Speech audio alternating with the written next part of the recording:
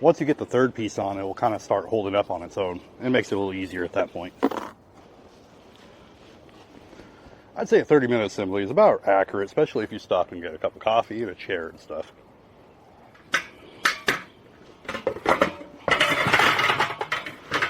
Also, if you want a really good screwdriver, this has been my favorite one to assemble things for a while. This is the Fantic Fold S1 Apex Deluxe.